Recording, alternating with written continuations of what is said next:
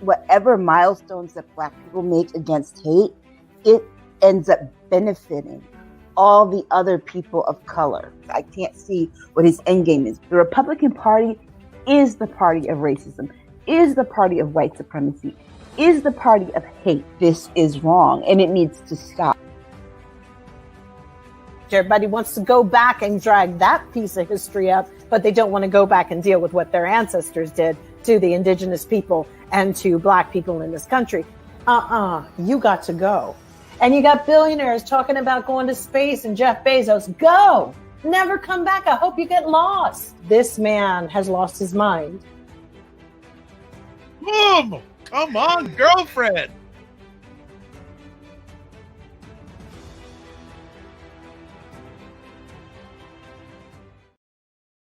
What is up, everybody? It's Dr. Vibe here, host and producer of the award-winning Dr. Vibe Show, the home of Epic Conversations, and I'm the host of Epic Conversations, 2020 Best Podcast News Award winner and 2018 Innovation Award winner given out by the Canadian, Ethnic Media Association.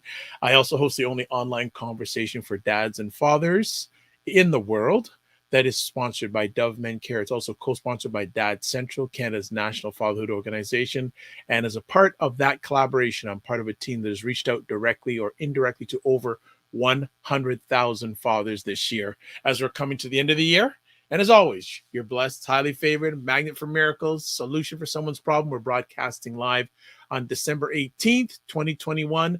This is almost probably the last live State of Things with Aisha and Jill for the year. We may do a pop-up version sometime between now and the end of the year. So that's why I'm encouraging you, please follow the Dr. Vibe Show, follow Jill or follow Aisha on the different social media platforms so you get notified if we go and do a pop-up version over the holidays.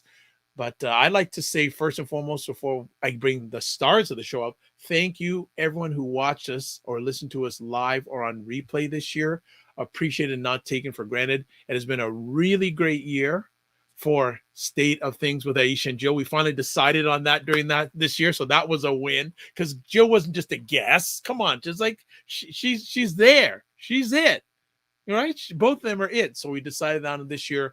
Great things, and I'd like to say thank to everyone, especially our core people. You know who you is, and we look forward to do more in 2022. We're even thinking about doing things like giveaways because we have a way of doing giveaways live. So we're going to look at that for 2022. But again, any other ideas, please share them with us. I've mumbled long enough, so let's bring the stars of the show. There they are. Happy holidays. Happy Christmas, everyone. Hello. Look at the trees. Both of them got their trees in full splendor. Where's your tree? Nah, no tree yet. No tree yet. You like to wait till it gets really close, right? Yes. So probably I'll be hanging out with a tree in Montreal. Nice. Ooh. But but we'll still, like I said, we may do a pop-up State of Things during the holiday season because we're behaving ourselves. I think tonight, just, anyone who has questions, ask us anything. It'll be an eggnog pop-up. So we just want to say, hey, hello to Jen. Thank you for all your support, Jen. Blue Rains, thank you for all your support. Black Beauty, thank you for your support. Ladies, what's been going on in the last week? Anything of interest? Non-political or... I don't know. I'm just doing a lot of like Christmassy kind of things. Definitely paid attention to a lot of political stories as well, which is never a dull day, never a dull moment. So, what can you do? And trying to find the balance in that and practice a little bit of self-care in the middle of all of this because it's just grim. It's like grim. So you got to keep going. No. So it's the end of the year, so with work and everything, just trying to get an annual report done for work. Wow. And just wrapping things up that way. And my travel plans got changed, so I'm spending my holiday here in Connecticut, which changes everything, but it's all good. And just, yeah, I've been keeping track of the political stories too. The Kim Porter case in Minneapolis, Yes. the Mark Meadows thing. Those text messages were beautiful. Yeah. And yeah, just, keeping abreast of those things, and just arguing with some of the far left people on Twitter. Yeah, the far left Yeah, have really been, they're really out of pocket these days. And just kind of, also kind of pushing back on away from a lot of the drama, because I there's too many people complaining about things, and it's like, I don't want the negativity all the time. myself included. I have been a part of that voicing of the negative crowd. Surprise, surprise.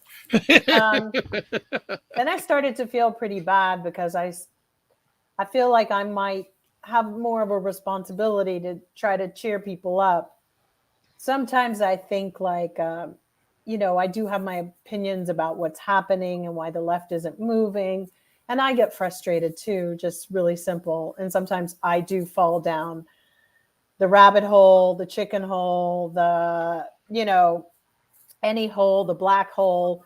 It's just, I feel like we all do. And it's just really tough because some days you just feel completely like you just don't have any hope that this is going to turn around. And so those are the days that I kind of excuse a lot of my friends if they go there, if I go there. I kind of know like they're just feeling that. And, it should turn around somehow if we turn around. I don't know. I did start listening to some of those things on Twitter where there's a group that's meeting on Twitter. It's the Twitter Spaces.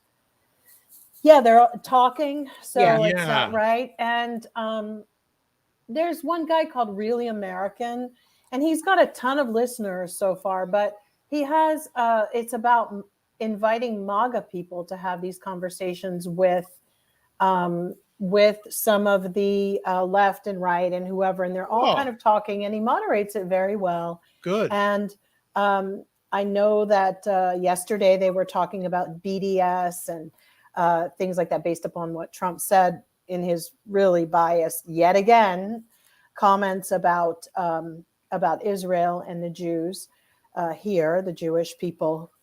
So that was very interesting. And they go through a whole lot of things. And, it's like shocking to see a lot of these MAGA people, because I tried to get Aisha on one of them because I was like, you got to get this brother in check. There was Girl, a brother up there I was asleep defending Donald Trump. And I was like, you've got to get on. And I was wondering where you were, but I was asleep. By the time I woke up and saw that message, I went on, it was gone. Yeah. You could have got me on too. So message me too. I will definitely. It was just outrageous. Yeah, because I'm beginning to see more of those listed in my Twitter feed all of a sudden. They're I don't know how to enter. Like they haven't promoted them really well. What else is new? But they're supposed to be, they're like a year old. It's like, yeah, Spaces have been around for a while. They're just not doing stuff. So I mean, it's nice to hear these very cool, moderated platform, the hosts were, there's no screaming, yelling. Sometimes it escalates a little, but I do find that might be a solution here, that, there are times that even the MAGA people agree. At least you get to hear where are they coming from, and then they get to hear where we're coming from. And you may not always agree, but at least it's so important to really get to know people that way, like you kind of see what their fears are, all of it, Well, it's nice wherever there can be an environment of intelligent and respectful conversation. Yes. That's not the norm these days. No. So no, it's not. I tip my hat to anyone that's holding that safe and brave space to have intelligent conversations. That is fantastic. People who are watching live, questions, type them in. Come on. We want you to type in. Okay. Let's see. Well, and I guess I'm going to have to start off like last time for both of you.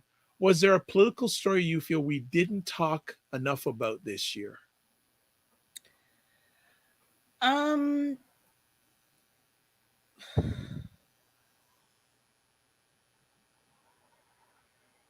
don't know. I Okay. think that it's such a moving projector of Yeah. things, and we try to capture so many of them. I think that even when we would just interweave some of the topics into something that wasn't an actual featured topic, Yeah. that was maybe one of our best ways to touch it all, because as you see, it's all, they just throw.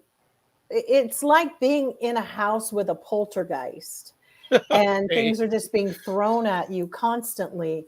That's what the political sphere looks like to me. And you're always, and then sometimes I think with keeping up with the story, and the stories, I mean, is the audience looking for something that we've So this not this looked happened at? last time. Go ahead, Aisha. We got our I first think question coming in, though. I think the one thing that we probably didn't discuss as much as we probably could have is the role the media is playing in shaping our political discourse. Because, for example, the media all of a sudden right now is talking about how badly Biden's doing. The man's only been in office 11 months. And it's like, give him 4 years to do what he said he's going to do, because Right. that's the term of a presidency. They're talking about him having like a failed presidency. Well, a presidency is 4 years. Right. It's not 11 months. And you have to, considering that he didn't even get some of his appointments approved until March. I do think that people are doing that because, and I if I were a political person, I would know that that's the strategy of the media, to try to put pressure on us to move faster, to do certain things. The problem with it, though, is that there are people out there listening, and it gets them all heated up. Sometimes when I tweet things like, "This is the nail in the coffin for the Democratic Party," it's in a really weird way, a little maybe manipulative on a certain level, because I'm trying to get voices that want to scream and yell and say, "Fix this." And, it's not the best way to be in this day and age, which is why I apologize for sometimes putting out some things and maybe spreading a little more fear than I need to. My biggest argument for me is with Garland, and knowing that I had the Mueller documents and I read the book, and I just don't understand why, he was handed something. Garland was handed things with legitimate moves he could have made to indict that man. Now, if they've decided to go for something bigger, I don't know, but I'm very, very concerned with Merrick Garland. I gave him the benefit of the doubt early on, but that's a legitimate concern. I think what I'm talking about are specific things that he said he was going to do that have to be done through policy. And but people not understanding that when he says he's going to do these things that are policy based, they have to originate in the House and the Senate. Right.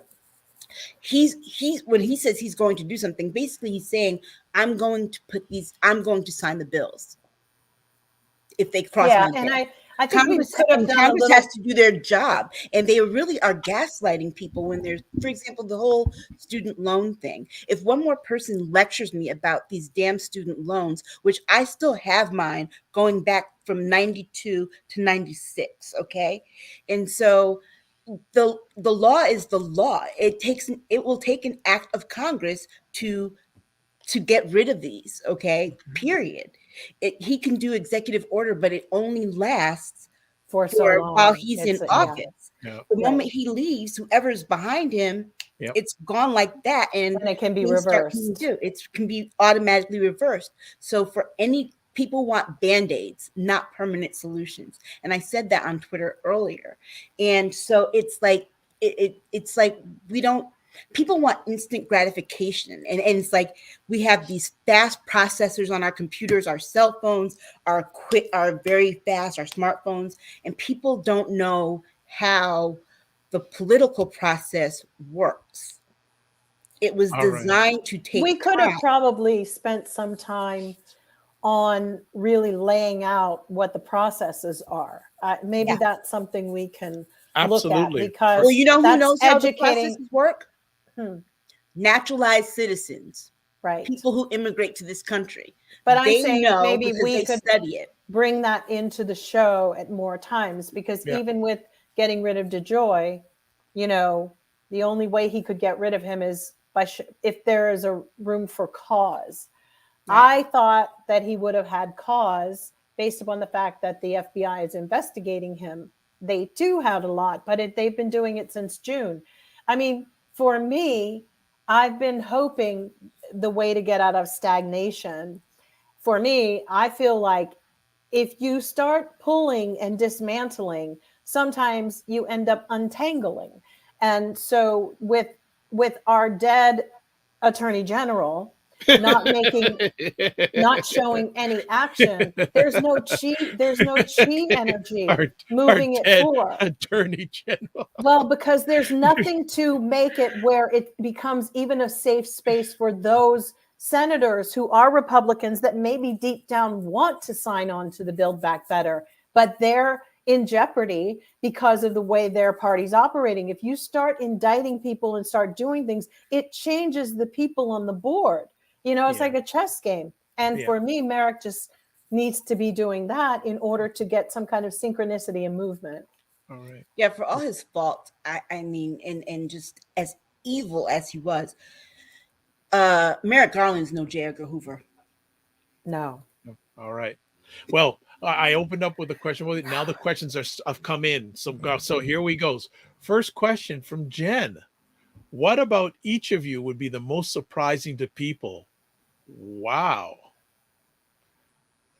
I don't know. I can say something. Mm-hmm. I actually love washing dishes and love ironing. You do. Love, and that goes back to when I'm still growing up, but physically smaller. Right. Every Saturday, my dad would ask me to vacuum the whole house. Aww. And at least once or twice a week, I would wash the dishes after dinner. And even up today, I hardly use a dishwasher. I like to, for me, strangely enough, it's therapeutic for me to wash dishes. That's so funny. And also, nothing like on a winter's day, pulling out the ironing board. And I don't iron shirts as much as I used to, but I love to iron shirts and have music in the background in the fireplace. What about sheets? Yes, I do that too. Oh, okay. Wow. So that may be. That's a big task. You're a Renaissance man.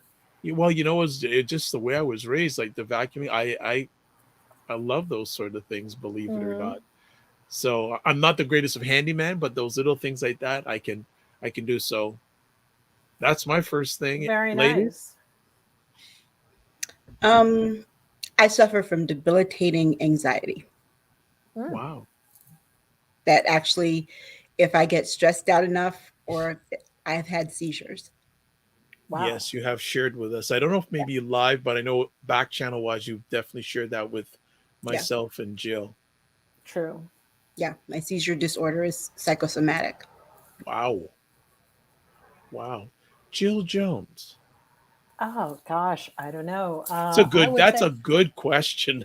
For me, I think a lot of people don't. Maybe they wouldn't know. I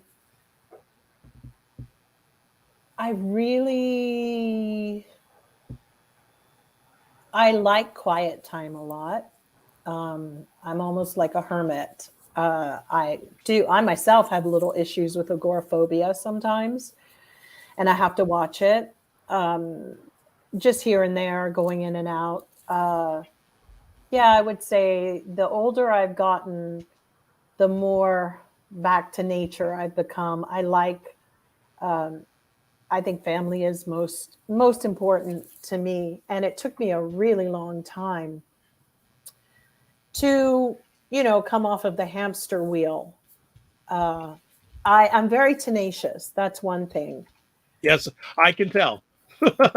I'm tenacious about things, but then I can be dead slothful, lazy. That's another thing. I do have that ability to sit back, watch the Waltons, no, for real, and anything on Hallmark, and just check out and just think of, I have a penchant for wanting stories and books. When I was younger and going through that sophomore phase, when you want everything to be so serious, you're the college person, everything is so intense. As I've gotten older, I don't want it to be that serious. I want to improve every day somehow with how I feel about people, because it's easy for me to cut people off. And that's probably not so good to do.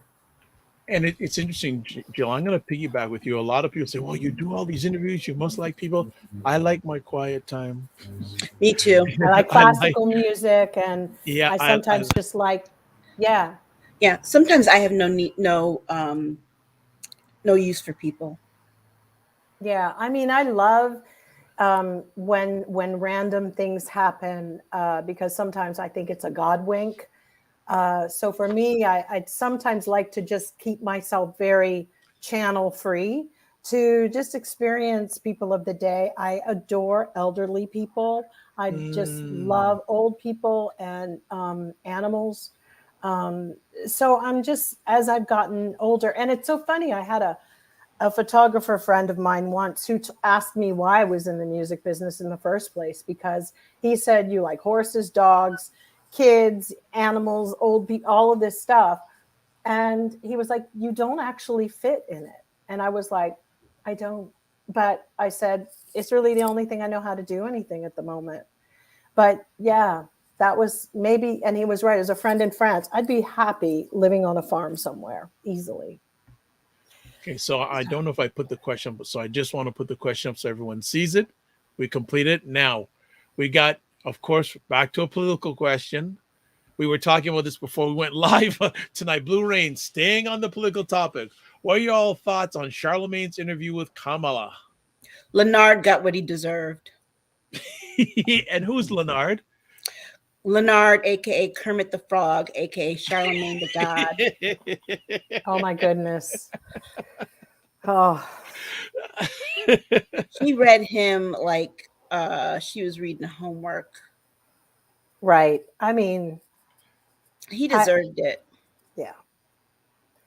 Ever since I heard he said that Prince was flying, and he came up with that crazy about an interview or some interaction he had with him. It was the drugs. I found it really, really strange. And I don't know how he got a TV show based from that day. It's like, because I think he had a radio show, as Aisha mentioned. And, it was like, we went through a really weird phase of like, people like to clown other people. And I felt that he was really unfair in his interview with our vice president. And then you go and look at him, doing the interview with Travis Scott, Mumbles McGee. And and he like filled it. He basically framed the whole interview for Travis Scott. He created the excuse. And I found that to be sexist, misogynoir. It's like, it doesn't surprise me, but it was wow to see. You put a little bit of money in somebody's pocket and they will go and be programmed to go attack the Black woman. And I was not. He's been accused of sexual assault, and never.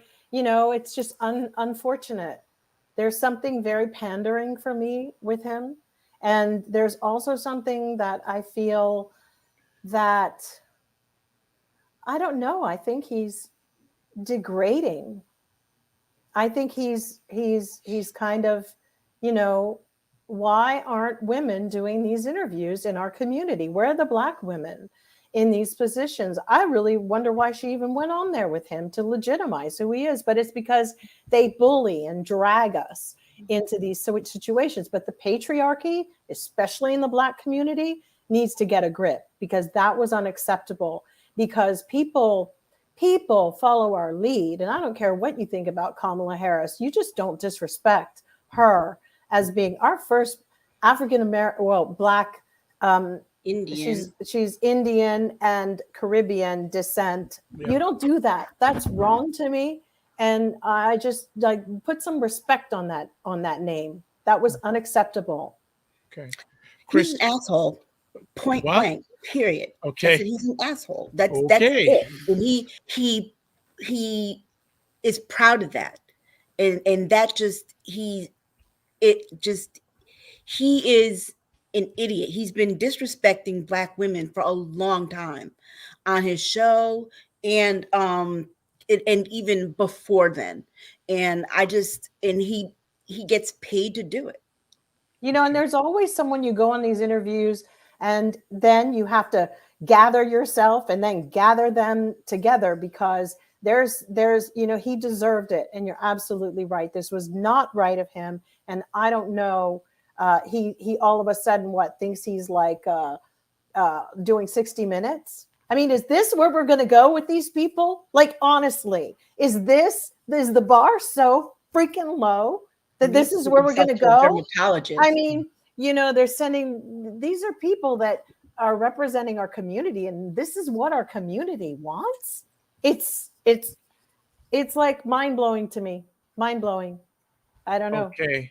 So when you look like that, you have no right to be pulling stunts.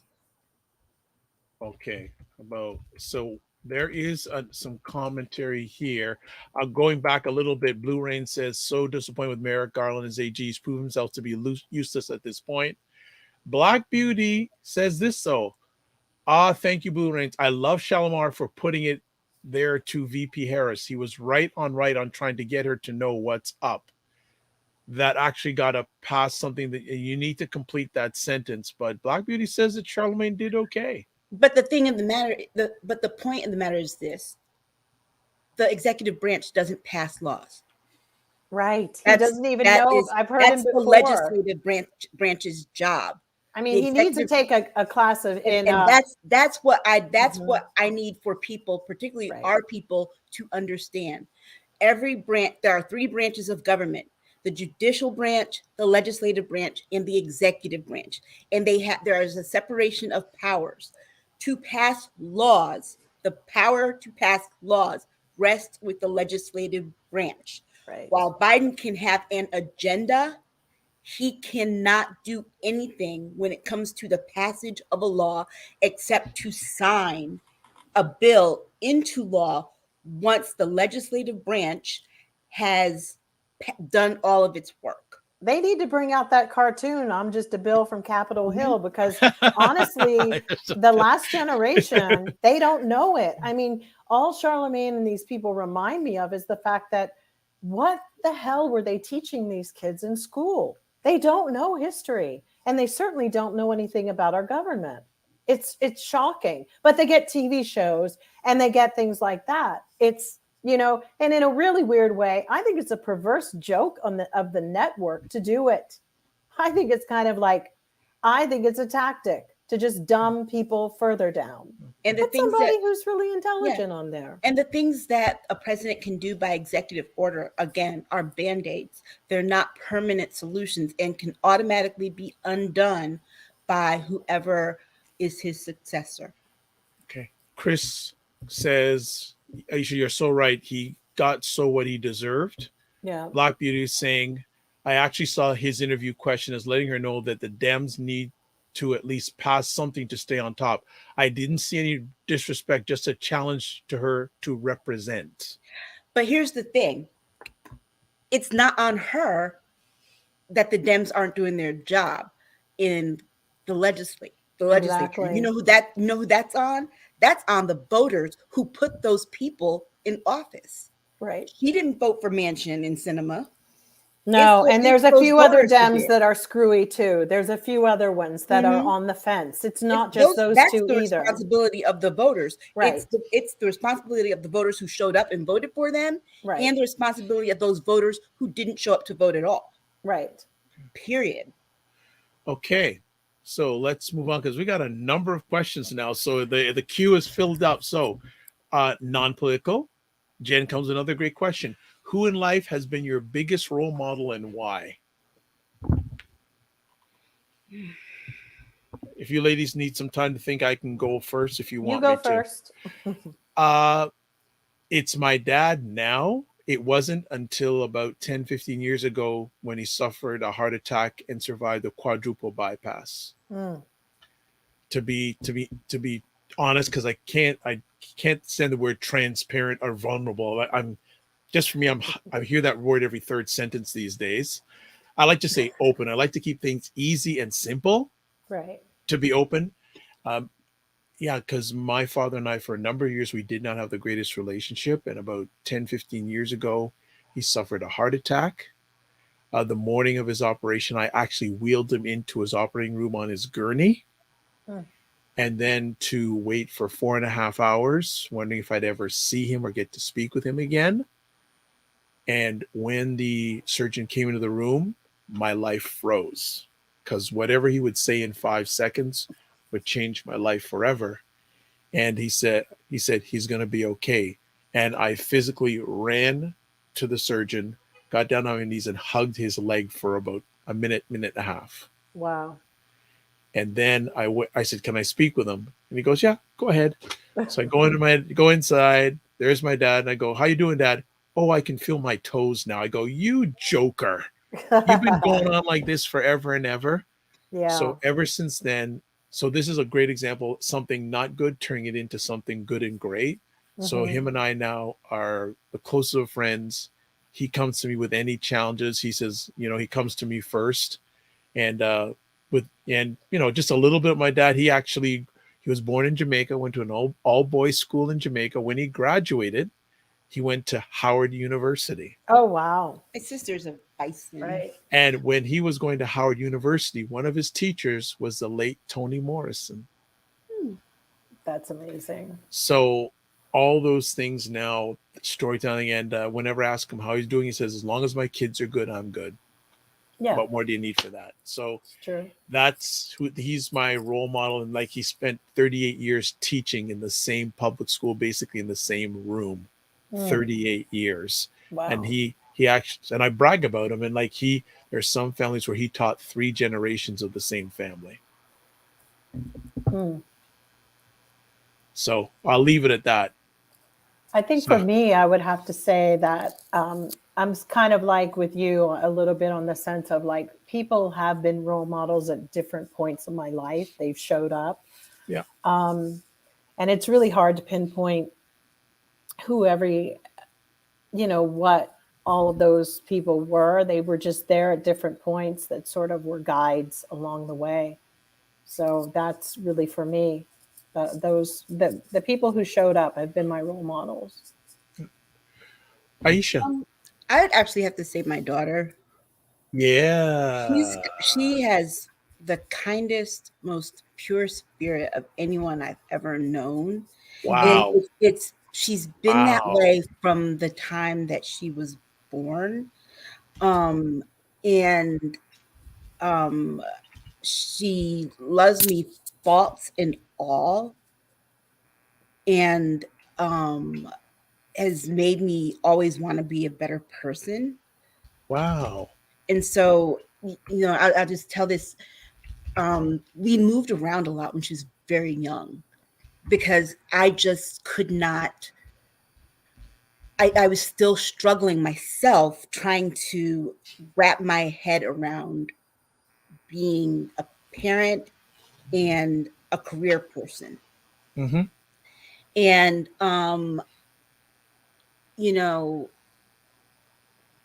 I apologized to her for it when I was like, "I'm not doing this anymore, staying put, so you don't have to transfer schools again." And she was like, "Well, Mom, I'm always going to be on your side no matter what."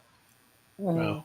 And that was like, that for me was just like, I have the best kid in the world. It's great. And I stay put for her. And I stay put regardless of how it was tearing me apart inside. Thanks, Aisha. That's beautiful.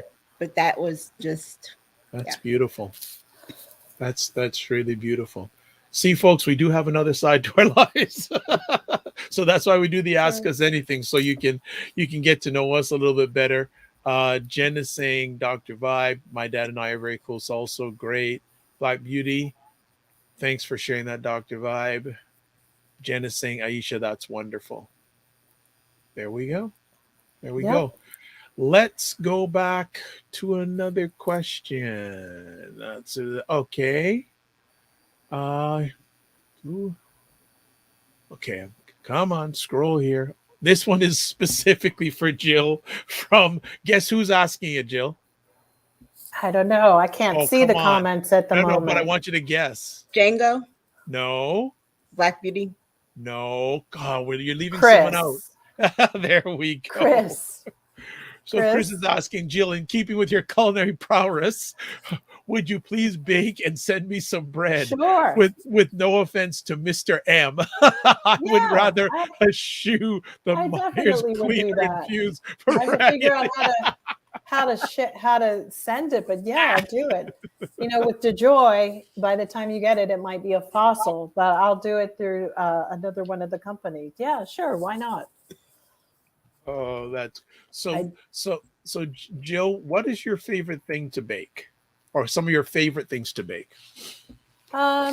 Still bread, and any kind of bread, in not just sourdough, but bagels and things like that. That's like the easiest for me. The other day, I had someone bought me a wonderful falafel that was tightly packed with veggies. I love and falafel. veggies and chicken and spices, and the bread was wonderful. It's always like, if you can get good bread, you can, it'll change a whole meal. And also falafels, good falafels. I haven't had a good falafel since I left New York. Yeah, there's a place here called Mamoon's, and they're so good. Yeah. All the falafel places tend to be Mahmoud or Mamoon. They all seem to be Mamounia. Yeah, no, it's not to be non-PC. Ours also has a truck. Oh, okay. Yeah, I find that in Los Angeles, they tend to overdo it a lot. I mean, or at this point in some of the areas that you would think have the best, because they don't care anymore. They're just like, they can get the best stuff because they're making it at home. So it's kind of tricky, very tricky. Although we have this thing here now that you can actually purchase from people's homes food.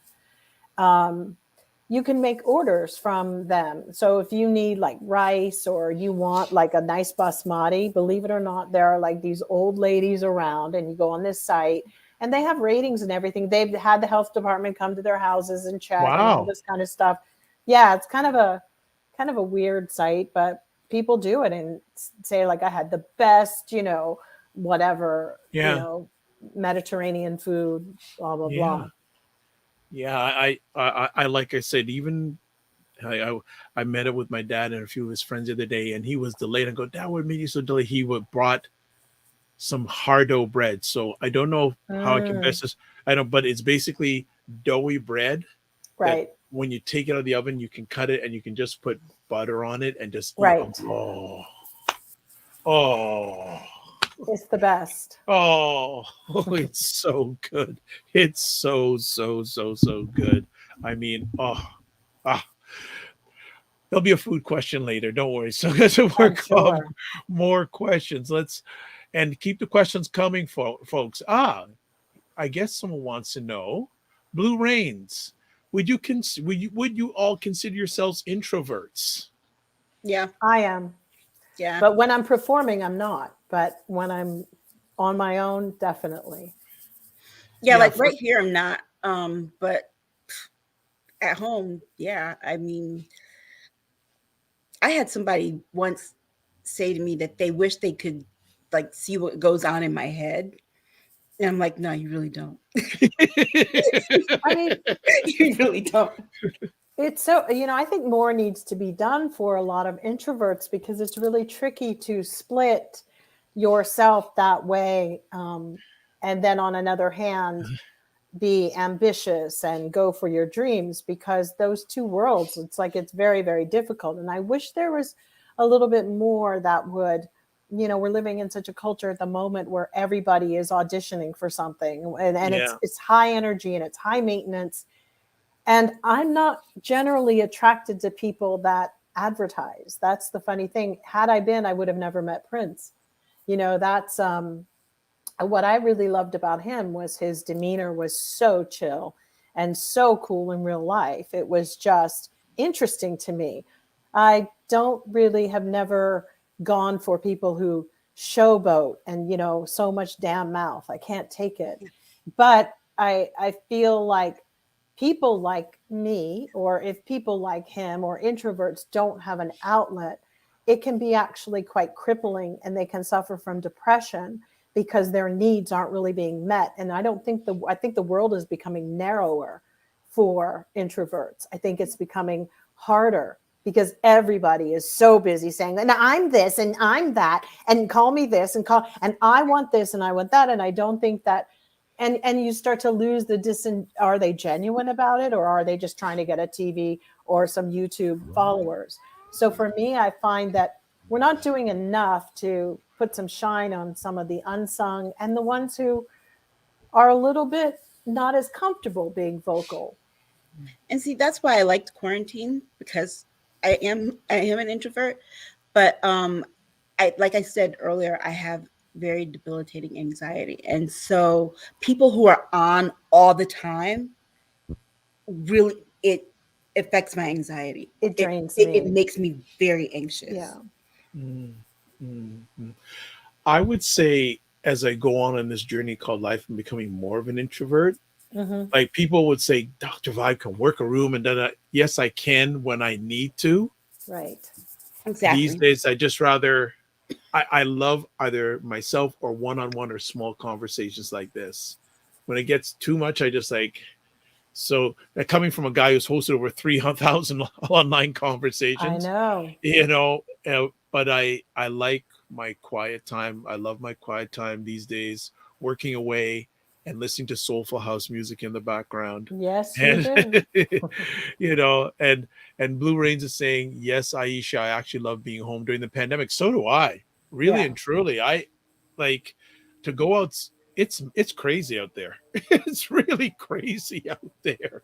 So I just rather. It's so good if we can have, associate more with nature. The one thing that's kind of scary is that so many people are living in areas where they don't even have access to a nice park or to enjoy these things here. And that's another critical thing for mental health. So Jill, and two things you said that are really good. First of all, I'll take the mental health. I was actually in a conversation with someone yesterday who does that work on people's mental health, but she doesn't call it mental health. She calls it brain health. Okay. I like that. I like that better. That's true. Brain health. And I fully agree with you. One of the things that really bothers me, and I live in a metropolitan city, Toronto, is that everywhere I turn, there's a condominium. Like, there are places that used to be full, like nice, green and lush. And it's basically in Toronto, if there's a piece of land that's a square piece of land, condos going up on it. Right. Like car dealerships being torn down for condominiums. Yeah. It's getting, and that's why I don't like going outside anymore, because I can't, everything's noise, whether it's physical, audible, it's just noise. It is. And the simplicity of life and life's simple interactions just go away. And, to be really honest, I mean, in 100 years, it's going to be so different. I don't even know. 100? If I think it less survives. than that. But I do feel like, it's just at a point where I think it causes a lot of anxiety for everyone to have to go out and with some of these encounters. And like I said, we're not doing enough to highlight certain things in our society that are worth celebrating and rejoicing. I don't care about somebody's condominium. I don't care about The Wolf of Wall Street. Those kind of films and all that stuff created an energy that went for years and still persists with people in their quest to become billionaires and millionaires and all this other stuff. That really robbed people of a lot. And it really made people depressed, particularly, I would say, in America, where there's really nothing carved out for human beings here. You've got to find your own place, because if you don't have certain things together, you don't have a house, you won't have a family, you won't have all these things, healthcare. At least you're in Canada, where they actually still see you as human beings. All right. Well, You know, go ahead, Aisha. You said, when you said brain health, I was like, see, for me, that's brain health and mental health. Okay. Okay, but I really have to comment. Okay, I saw a commercial the other day on something called tardic dyskinesia or whatever the hell that is. Okay. So this ad is saying something. It's called Ingressa. If you take Ingressa, it's for people who need X, Y, and Z. But there is a really funny phrase in the middle of it that actually says, there's no science yet to prove why. If you take other, so basically people who had something else take this drug, and now you get tardic. It's a side effect. You don't really know. And in the wording, they're like saying, there's no scientific basis for why you might have tardic dyskinesia, but just take it. And I was like, and they show a little picture of a brain with all these like things. I'm like, yo, you gave them pills and they got tardic dyskinesia. Am I missing something? Like, no, isn't that the side effect? Some of these psychotropic drugs can cause involuntary movement. It's not always visible. It's involuntary movement. It's involuntary. It's involuntary, and you can feel it. Like I take an ass load of these drugs, and like you can, like sometimes like you can feel your lip. It feels like your lip is like jumping, and it's like it's involuntary. You don't know why. Can anybody? I haven't taken any of the other things. Well, in lieu of time, I'm going to cut it short, but I will say quickly, Jill, and some of these commercials I see for medical products, the long list of things that if you have this, if you can, I'm going, you're spending more time on what you can't. The black box. The thing, more time on people who can't take it, or what things you have that you can't take it, than you actually the product itself. But the truth is, most people will have a side effect of some sort, however, strong the side effect is or it isn't. That's why I was always perplexed when in America, the land with 80% of people who are on drugs decided COVID vaccine wasn't good for them. It's like, really?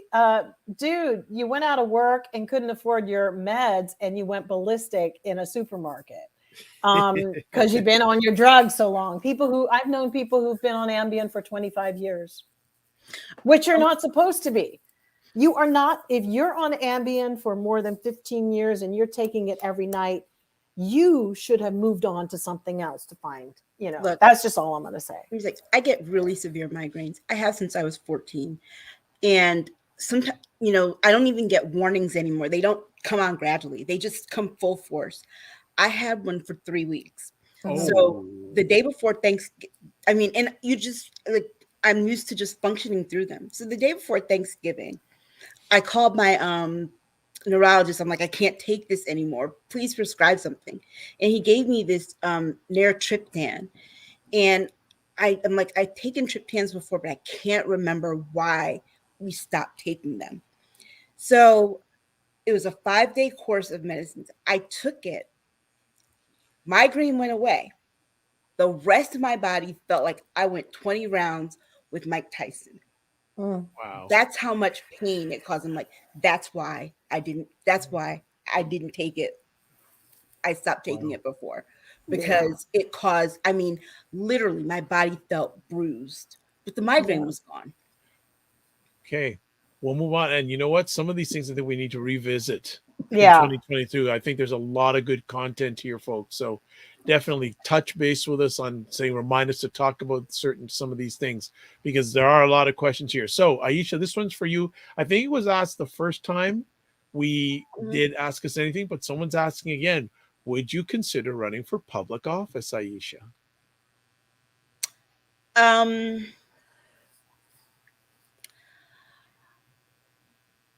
I would, Chris, I live in Hamden.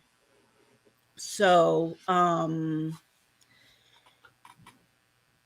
maybe for state senate, that would mean I think Martin Looney would have to retire. And right now he's like Speaker of the House. And Rosa DeLauro would have to retire for Congress. Okay. So that would answer your question. Jill, would you ever run for public? No. Look at your face. I thought about it, but no. No.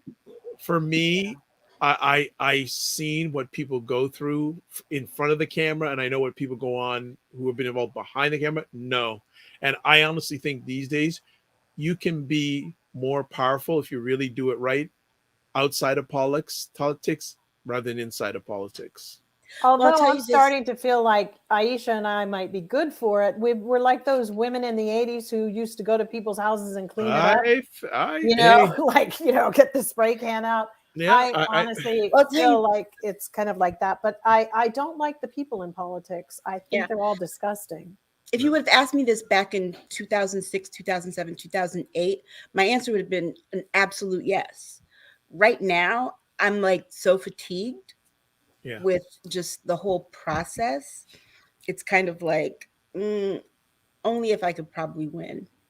And given where I live, I would probably I wouldn't lift up the platform anymore, because the way my personality is, we'd all be like throwing our wigs. That goes off to Wig Maniac, who likes wigs. I'd be throwing my wig, and, I couldn't be as esteemed as someone like Shirley Chisholm was, who could really slice and dice and still keep her dignity. I think the party needs a little bit more dignity and some kind of respect back onto the platforms. But unfortunately, everybody's just, grasping. But I get why Chris asked me that specifically, because just in case some of our viewers don't know, Chris is from Connecticut as well. Okay, good stuff. Blue Rains, Dr. Vibe, do you cook? And if so, what's your favorite Jamaican dishes? I do cook, not as much as I'd like to. My favorite thing to cook is jerk chicken on the barbecue. And beautiful.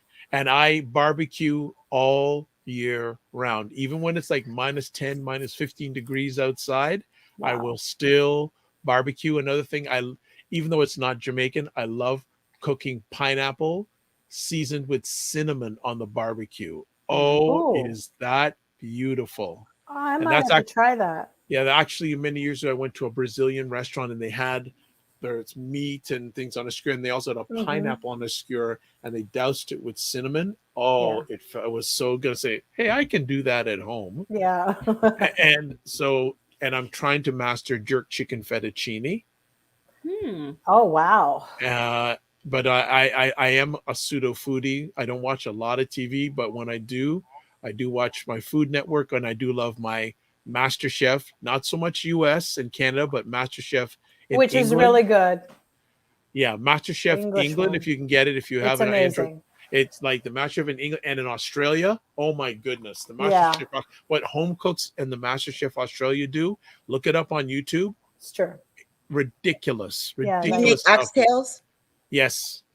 I make it once in a while. Actually, there's a really great restaurant in Toronto called Sugar Cane, with sugar and cane, Kane.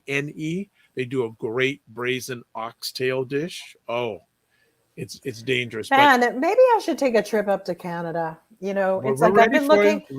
I was looking around, like in America, like where do I want to go? Do I want to go up to Santa Barbara? Would I like to go up to Seattle? Nowhere. I've been like looking, and they've closed all the parks, like to go and see the sequoias and all that kind of stuff. So it's kind of like I would like to, get out of here. We'd love to have you up here in the summertime and enjoy all the different. I love the snow.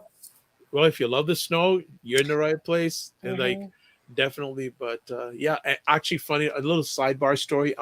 In the last 3 years, I've helped 2 Black American men move from the United States to Canada. One of them moved from Knoxville, Tennessee. Another one moved from Fort Lauderdale, Florida. He's living in Wow. Vancouver. And now another gentleman from my community has reached out to me who lives in Chicago, said he's had it with the US. Right. He's had it. So he's basically making sure that he can work remotely and have business in the US and live here in the Toronto area. So Exactly. That's what a lot of people are doing. yeah. So Blue Rains says sounds delicious. Yes. Jerk chicken on the barbecue. The fettuccine, Maybe, keep us posted how you're going to do that sauce. yeah, I gotta. Well, I actually saw. I ate at this restaurant, and I'm trying to find out how to do it. So that's, and what else? It's probably just the simple bechamel Yeah. sauce with the jerk spices. So I want to see if I can dig more into the cooking realm. So it was a good question. Okay, Jill, did you ever make lemon cake for Prince? No, not many people really did. I know his housekeeper, Sandy Scipione, got him on that trip. She made really good cakes. No, not me. Okay. I wasn't doing Okay. baking. All right. Oh, what we did do was cut off those cookies. Oh, Those ones you buy. We did those because he really liked chocolate chip cookies. I got to stay away from those chocolate chip cookies. He I'm totally trouble. did. I like Trouble. sugar. I love the sugar cookies. Yeah. Chocolate chip. Actually, I just told my daughter to make some.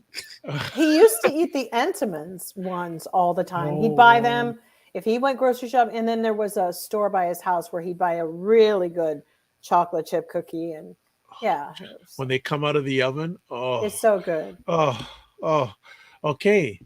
What is one Christmas album your family always played during the Christmas holidays or during the holidays when you were growing up? That's funny.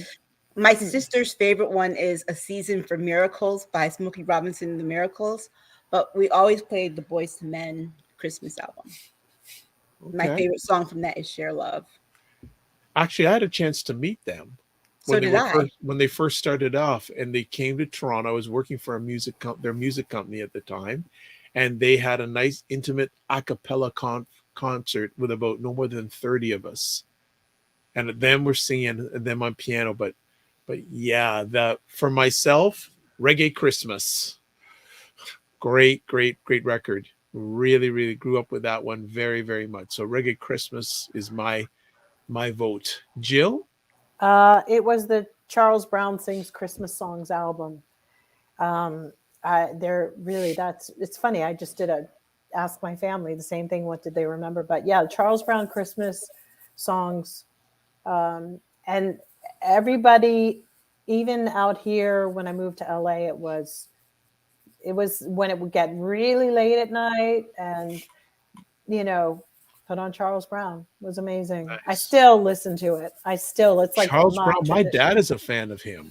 Love it. Merry Christmas, baby. Please come home for Christmas. Those are like classics.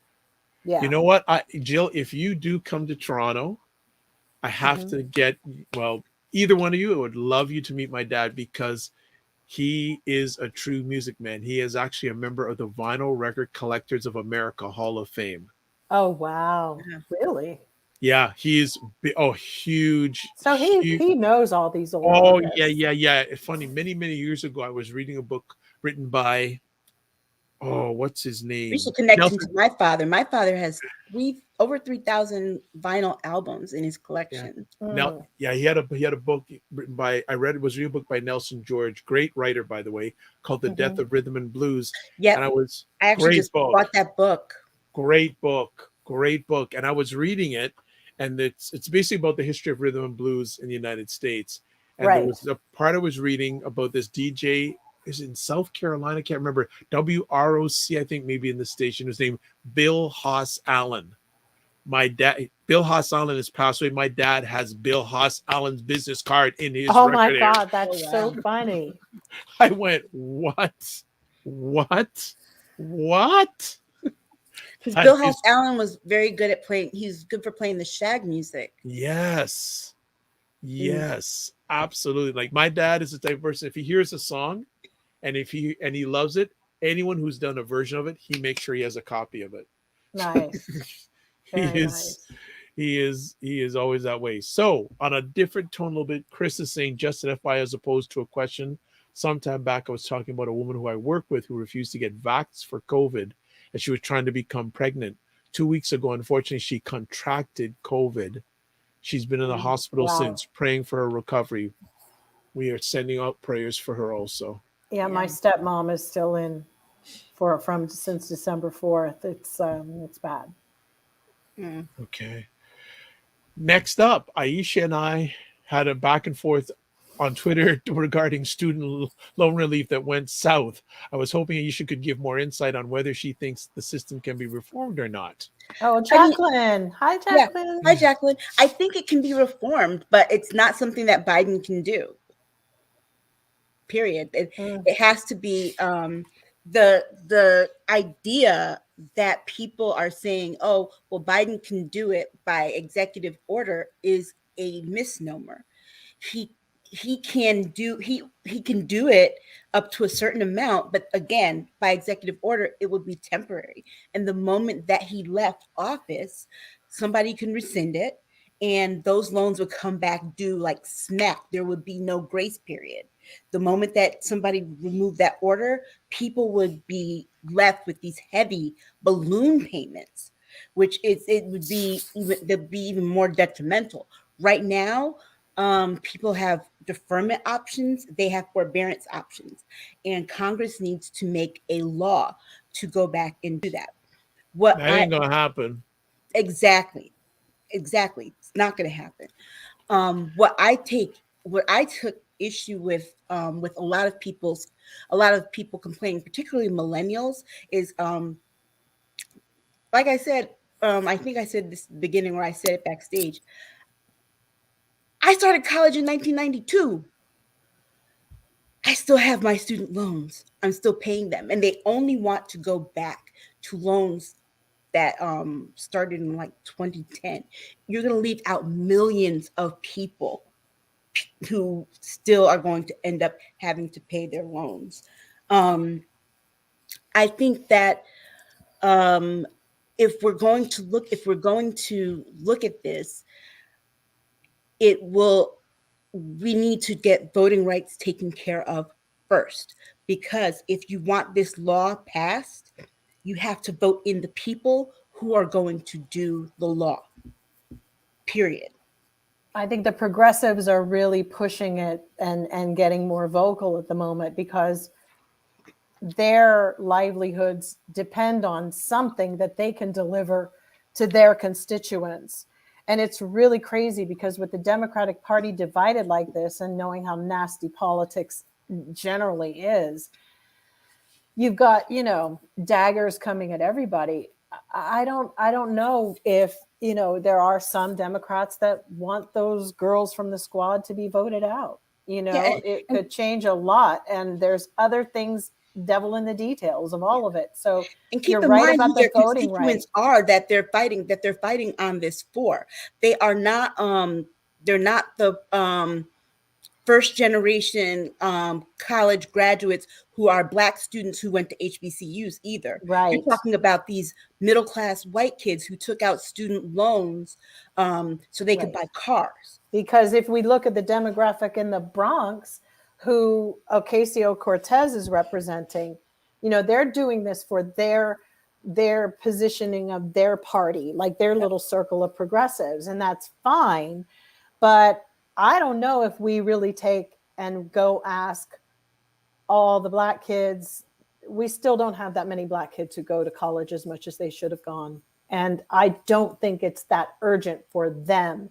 And those are the ones who actually don't even vote anymore. Those are the ones who don't care. So now we've got a bunch of educated Black kids who have debt too, which still are a smaller percentage of the white kids who have a lot of debt. But the problem is, are we still targeting what that group of people who don't even vote anymore want?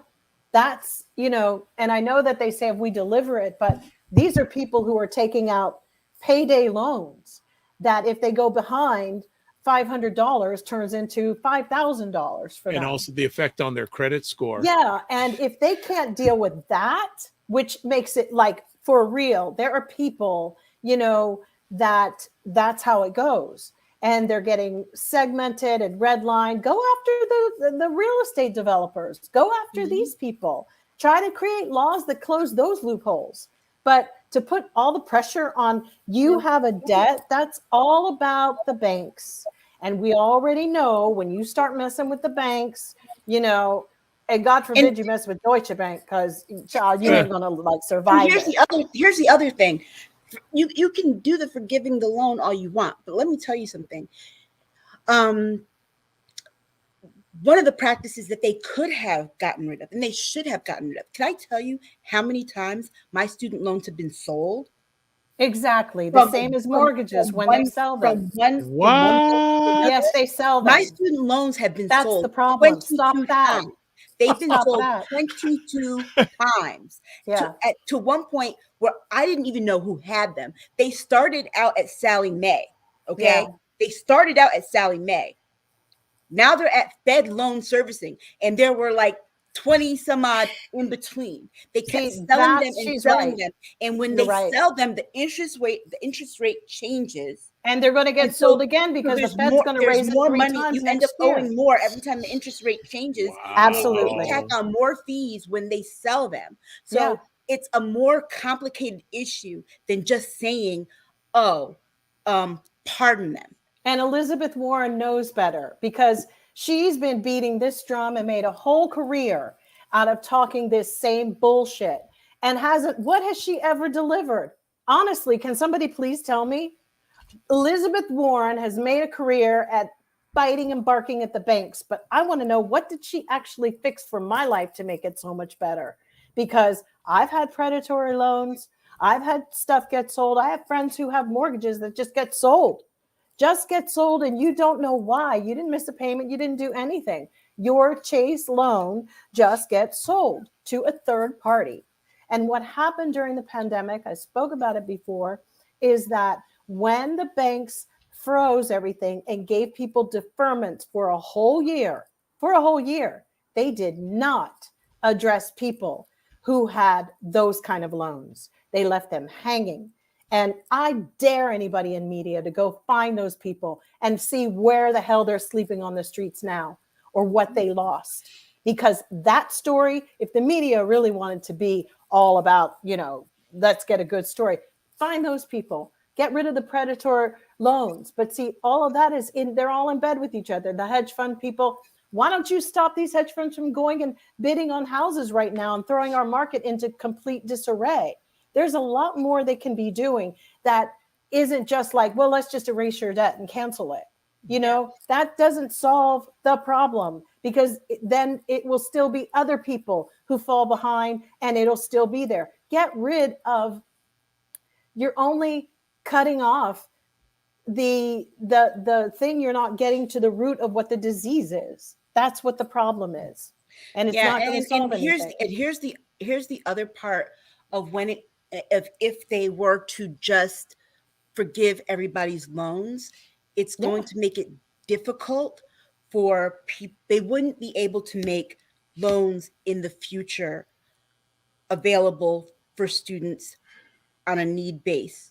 What about the interest that you have to pay with the IRS? Can we just deal with that? That's the first loan you need to go and deal with. Here's the thing with the Stafford loans. Here's the thing with the Stafford loans. They are not based on credit. Right. Okay. So if they do this way without really thinking about it, what is going to happen is that these banks that guarantee this, they are going to end up starting to check credit. And you're going to see students not be able to get loans to go at all. Period. At all. Because now it's like, we're definitely not going to get paid back. Exactly. And look at what Harvard just did with their application process. Very interesting. This week was interesting. All the testing areas now, everything's going to be done online, and you don't have to have your SATs or any of that anymore. I mean, which basically Harvard just made a move that if you have enough money and nepotism, it sounded great. Oh, no testing sites, but read the fine line there. It's basically canceling out people who do not have the money to go to college to afford Harvard. They aren't even going to bother. And then don't forget too, in that the loans, canceling a student's loan doesn't solve the problem when That's what I'm saying. when the student's parent also has to take out a loan for that student. I know this because not only do I have my own student loans, I took out a loan for my daughter to make the little balance that she had so she didn't have to take out a loan. Right. So they can forgive her all she wants. She doesn't have one. I have it. Wow. So it would not apply to me. So it's not fixing the problem. You have to be really well versed in how student loans work. And let me tell you, my sisters and I have spent like years studying all this, like becoming intimately knowledgeable about how they work, how all of these things like take place, and to the point where I've spent hours upon hours on phones trying to understand, reading all the fine print and knowing what the laws are behind it. It's not as simple as a brushstroke of a pen like they're making it seem. Okay. All right. Well, obviously, we're going to have to go deeper into the student loans. Thank you, Aisha, for those, both of you, for those perspectives, because education, that's not only what it's cost and what it's costing is a big And let me just say this. The first people that they will start not giving loans to are Black students. That's no surprise. Right. It's like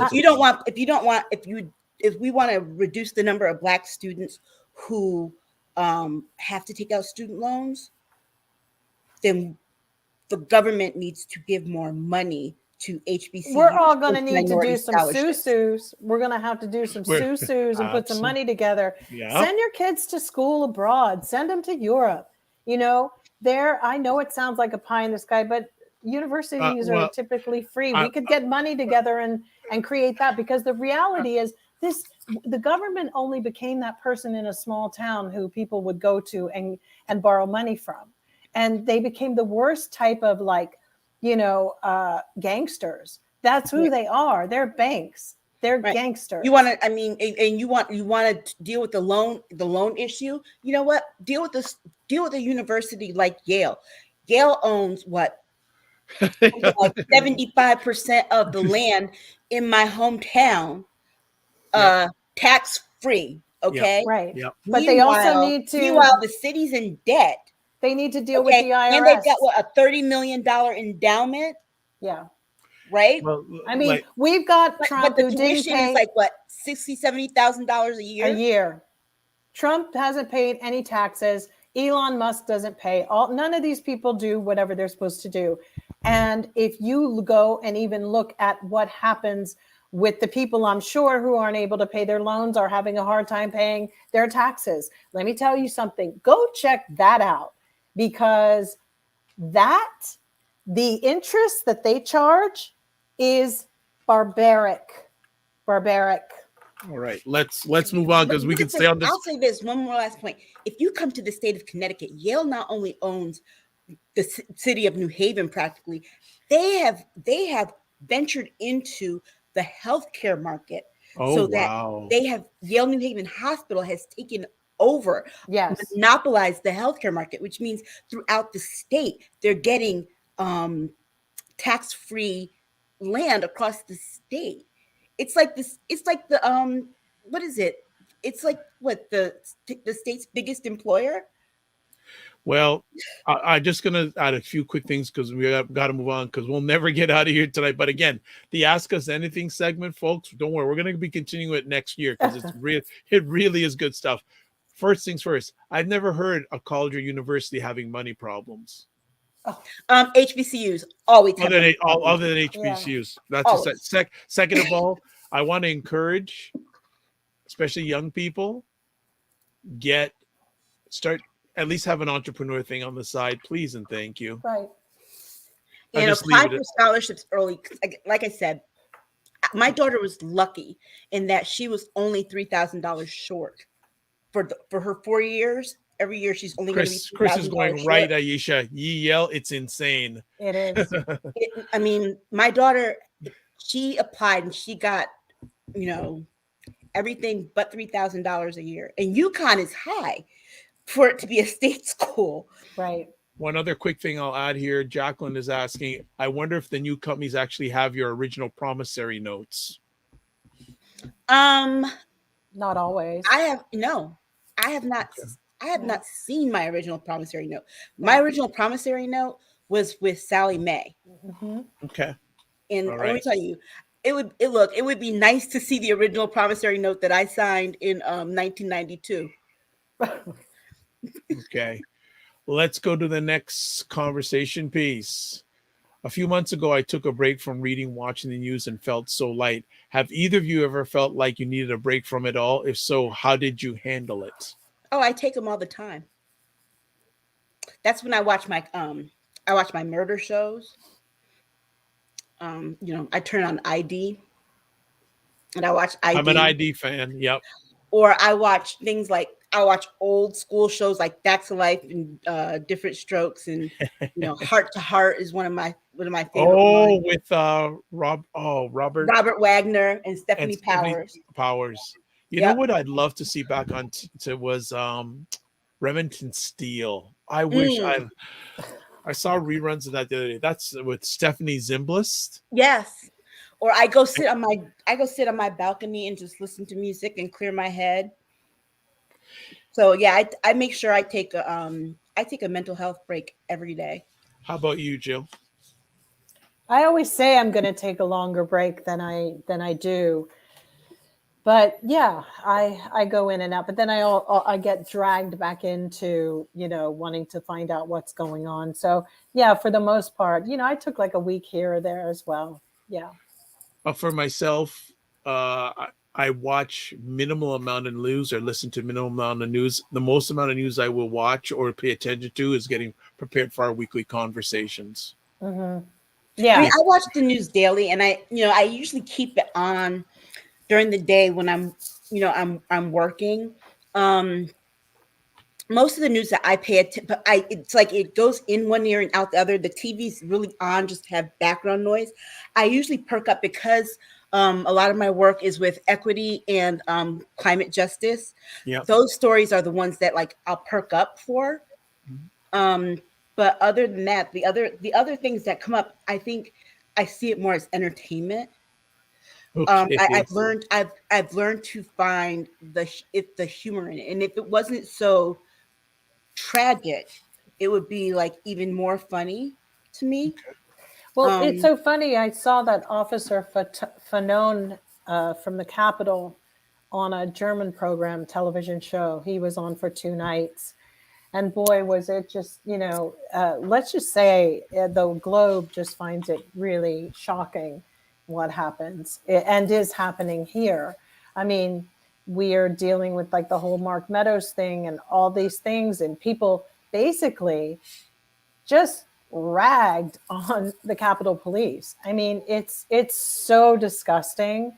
It's like nothing I've ever seen. But to hear, the shows in Germany are very intellectual and very sobering, and they have panels, and they're really like, that in itself is definitely going to affect. They basically were like, don't have much faith in our election coming up either. That's all I want to say. Well, interesting. Germany has a new chancellor now because Angela Merkel has left, so it'll be interesting to see what happens in the future. Definitely. Let's move forward. Blue Rains. Oh, I just thought of something about that original promissory note. You know what? I had to have my mother sign it. I had to have a parent sign it with me because I was 17. Right. Wow. Yeah, nobody probably has these things. Blue Rain saying, true, Jill, being in nature has proven to improve mental brain health. Okay, Blue Rains. And I think definitely Aisha and Jill, and maybe I can give input on this. Aisha, I know you're a Prince fan. What are your top 3 favorite albums? So Aisha's a Prince fan. Jill had the wonderful 10 years plus with Prince, and I'm a Prince fan too. So Aisha, you go first, then I will go second. I'll let Jill finish off. My favorite is Parade. My second is oh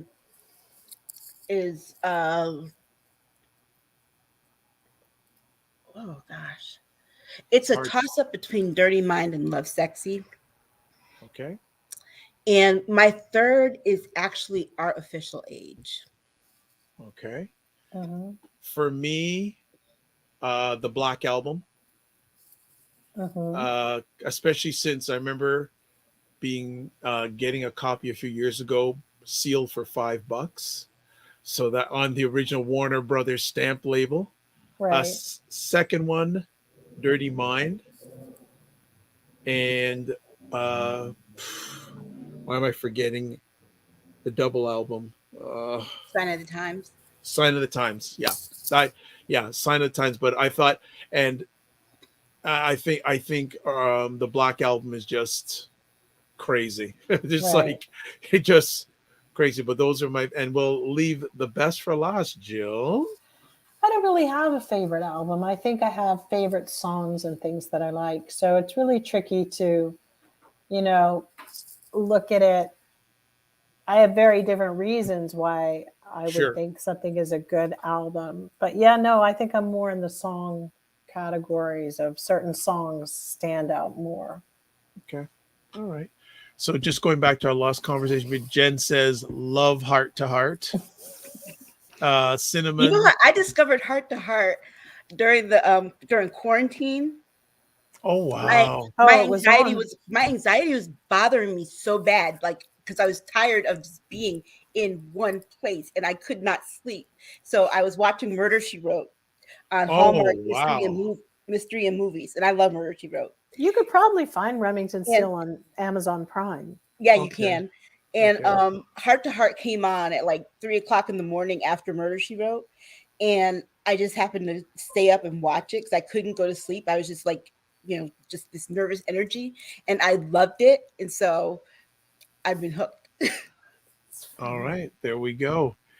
Cinnamon Canella. Yes. Love Remington Steele. Cinnamon Mm-hmm. also says, does anyone remember Steel and Sapphire TV program? Mm-mm. Mm-mm.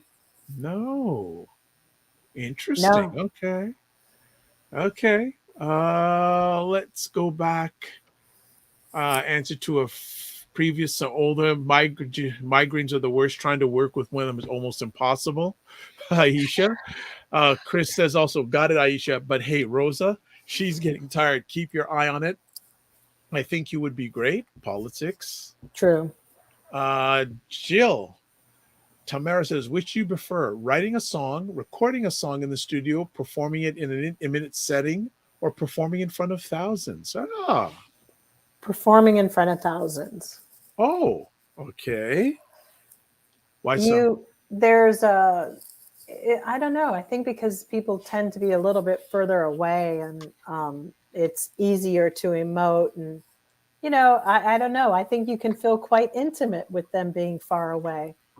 It's so strange because your gestures are typically bigger, and your I don't know. I think there is a great deal of intimacy sometimes when it is in the middle of thousands, because you're talking about all this energy is like focused on the stage. And smaller places are great and that's sweet and it's all of that. But I don't know what it is. I don't know what it is. There's nothing like the feeling of performing in front of thousands.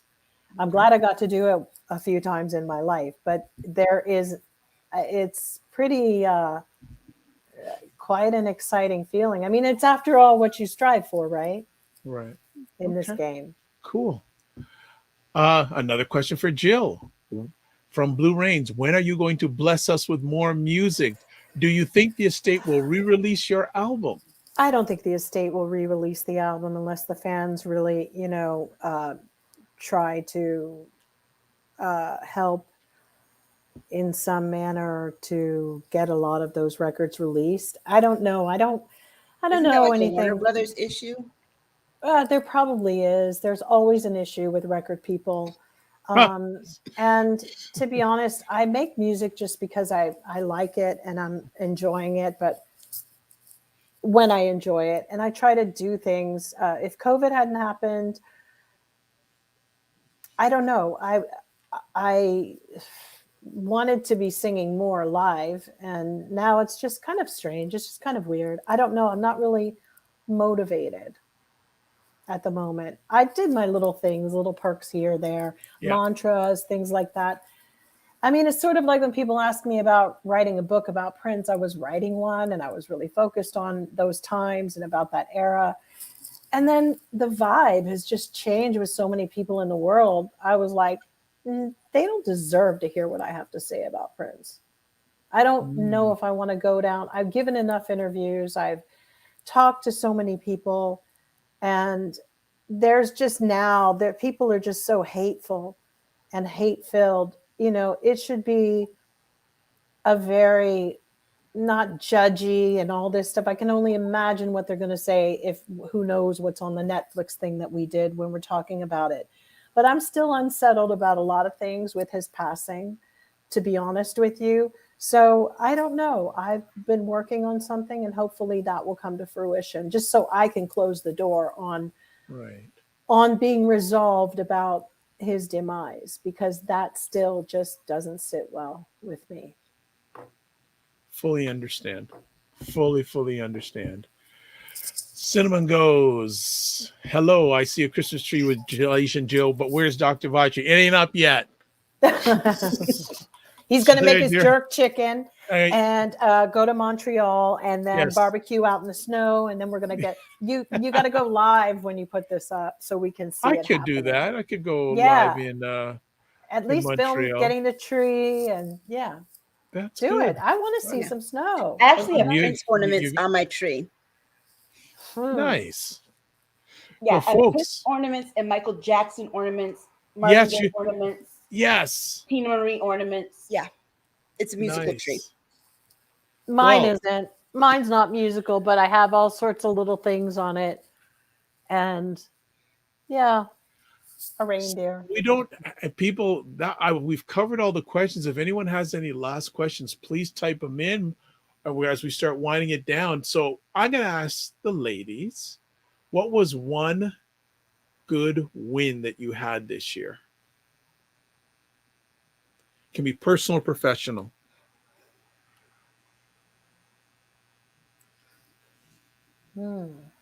Big or small?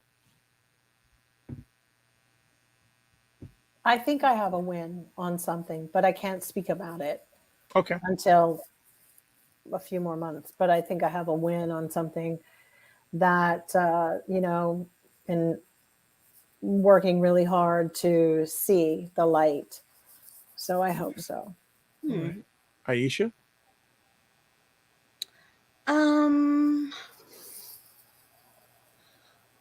Probably getting used to this empty nest thing and like embracing it and really enjoying it. Okay. Cool. That's good. Yeah, it takes a minute, like I said to you before. It takes a while. Yeah, because last year my daughter left.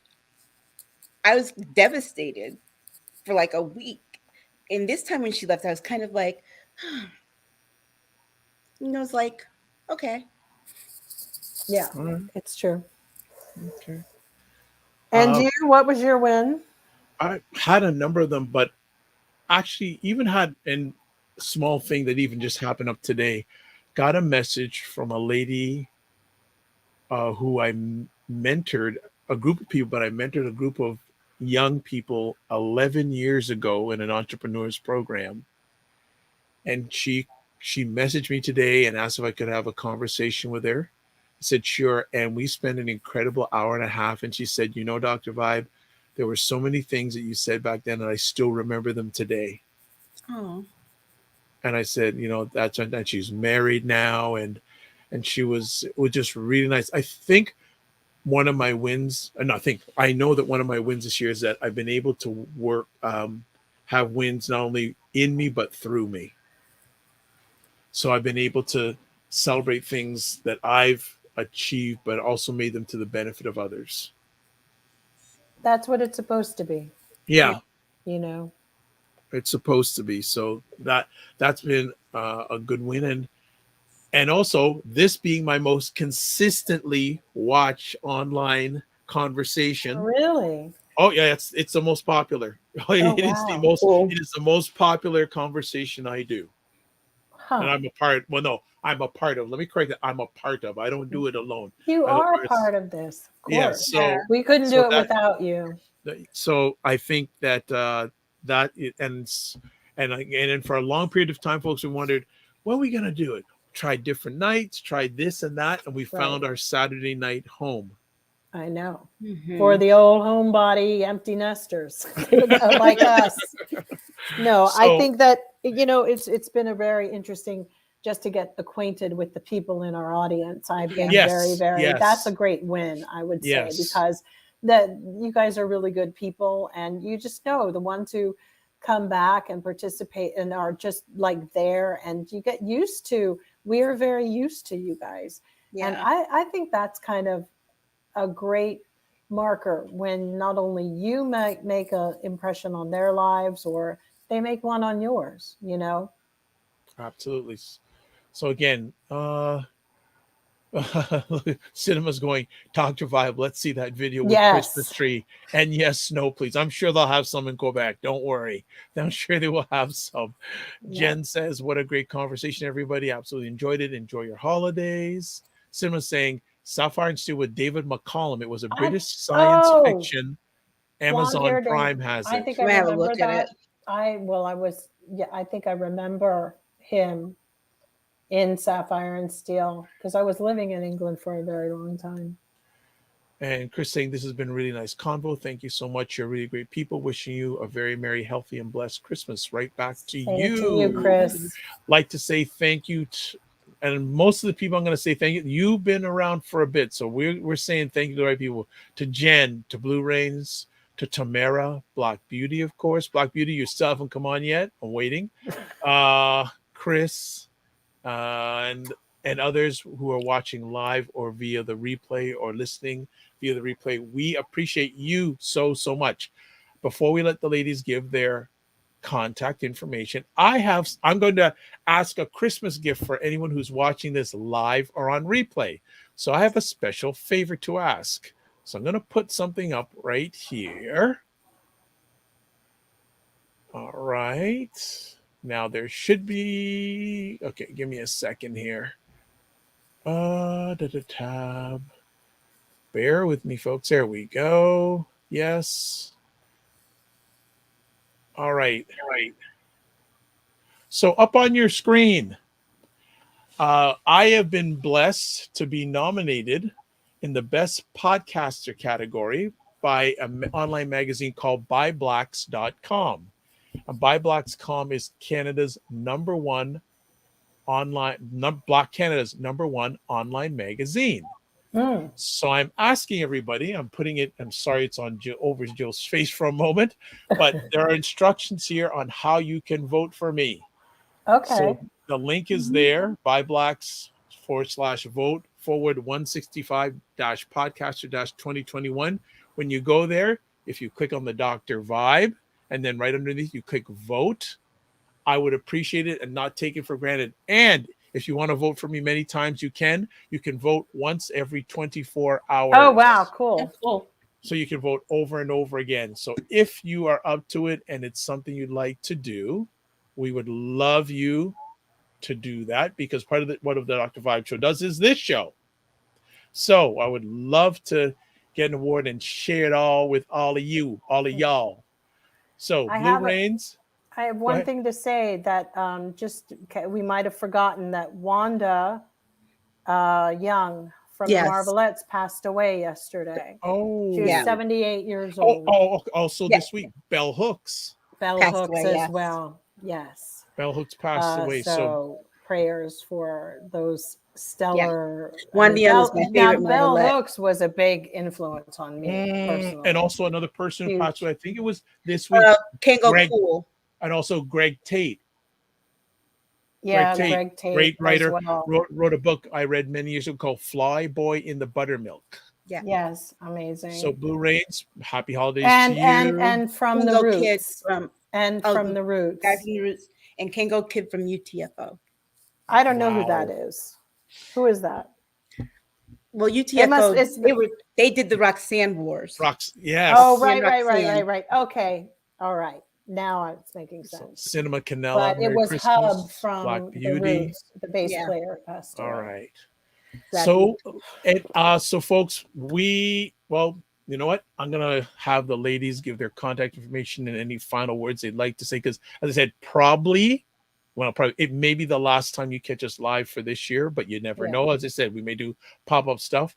So what we're gonna do first is go to Jill Jones for contact information and any last words. You can reach me at Jill G. Jones on Twitter or on Jill Jones Music on Instagram. And Merry Christmas to all of you guys. And I hope you have a, blessed and safe, and stay safe and Zoom a lot. You don't have to go everywhere, burning and ripping and running up the streets. You don't have to do all that.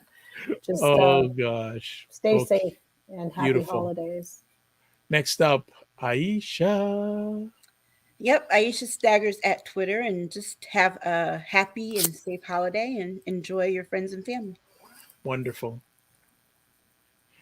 And then myself. Best way to get in contact with me, two best ways. Website, the drvibeshow.com, or Twitter at drvibeshow.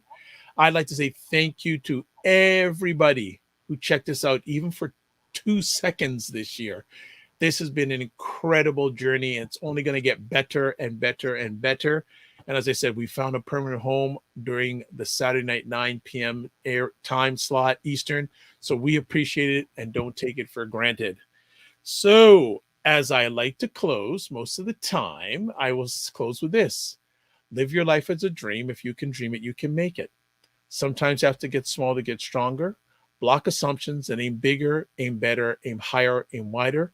Love, faith, and respect. And remember to give yourselves grace. And again, whether it's Christmas, whatever you celebrate at this time of the year, be safe.